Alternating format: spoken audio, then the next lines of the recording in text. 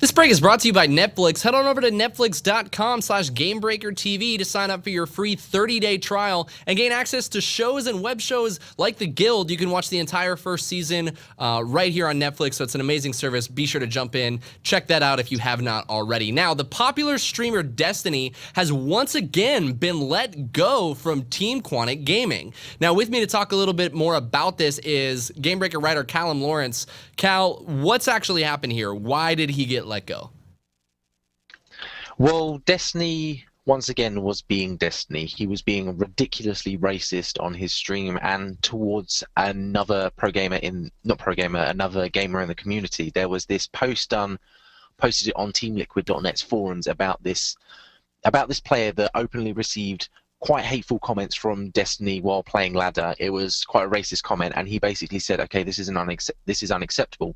And the post blew up with people basically calling for Destiny's head, saying, "This racism has got to stop. It's unacceptable. You cannot go around the community laddering and think that just behavior like this in general isn't acceptable, and we don't want this in our community."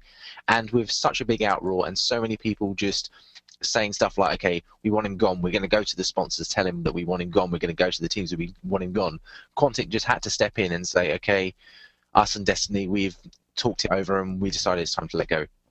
Right. And I mean, it's just, I think it comes as such a big, it doesn't come as such a big shock because Destiny has always been extremely immature. He's gotten kicked from his past team for racist and homophobic comments. Why is he not kicked this habit and this language and this attitude completely? It's only going to continue to be a bad mark for him as things go on. Well, he always used the excuse that was who he is, that it's just, that's part of his vocabulary, which is one thing that I really hate when people say that. It's like, "Oh, it's just part of my vocabulary." It doesn't matter what it is. What it represents is totally unacceptable, and you shouldn't have it in your vocabulary anyway. It doesn't matter how you're using it.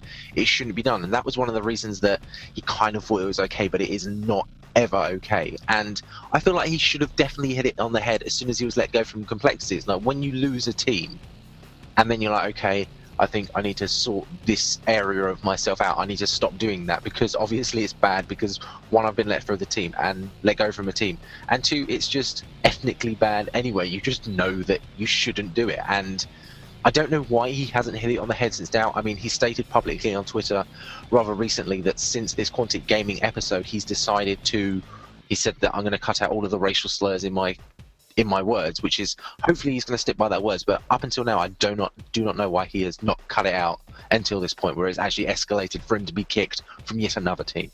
Now, for the community in general seems to be extremely separated on this whole entire series of events. Not so much the racist aspect of it, because it's really clear it shouldn't be happening, but they're a lot more divided on how the situation was handled. What's going on there? What are the two sides arguing about? Well, basically, some people say that the way that people acted was slightly immature, in the fact that obviously this needed to come to light. It needed to be put into the forefront of people's attention, knowing that, okay, this isn't acceptable. But some people were contacting sponsors, as they did with the Andrew Garfield EG and Orb situation. People were contacting sponsors, and then Alex Garfield of EG had to step in saying, "Okay, we're going to let him go. Can you please stop contacting sponsors complaining about this, because it's going to hurt esports." And that's what a lot of people were complaining about, was saying, you can't just, because it worked last time, you cannot just get up and say, "Okay, we're going to contact the sponsors raging about this, because it's going to hurt esports." You can have so much more mature ways to get this into the forefront of people's attention and minds, just by taking a more mature aspect and saying, "Okay, we need to address this issue. We need to make sure that everyone knows about it. We don't need to take such drastic measures that could have long-term ramifications on esports itself." It's like, you could have emailed Destiny, just if you think 1,000 people emailing him saying cut the rubbish out, he's gonna take a second glance at that, thinking, "Okay, that's quite a decent amount of the community that's telling me to stop this right now." 1,000 people emailing his team or something like that. They're gonna realize, "Okay, this is something we need to hit the nail on the head. We've turned a bit of a blind eye to it in the past. We need to make sure that we address him about this. That's the more mature way that we should have gone about it, rather than this whole, okay, we're going to rage about different pro players on this, we're going to rage about sponsors, we're going to rage. It's like even Destiny said that the team, it like got so out of hand, like Team Liquid moderators were banning people and people were throwing things backwards and forwards. It just got into such a flame fest, because that's how things work on forums, like one person says another, and it just got so out of hand. It just became like one of the most immature ways to handle a situation that could have been dealt with so much more maturely, and would have been a more positive way for us to reflect upon our industry, rather than this negative thing. Because the whole reason that we wanted to bring this to light was to stop this negative aspect of the esports community, and the way that we handled it just didn't highlight the fact that we were trying to stop something negative, because we dealt with it in such an immature way. You hear that, Destiny?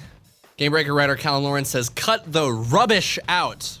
That's such an awesome word. I'm so happy that you used that. Obviously, this is a big controversial topic. Leave us a comment below. Let us know what you think about what's going on. And stay tuned right here to Gamebreaker TV for all of your gaming-related needs. We'll see you guys next time.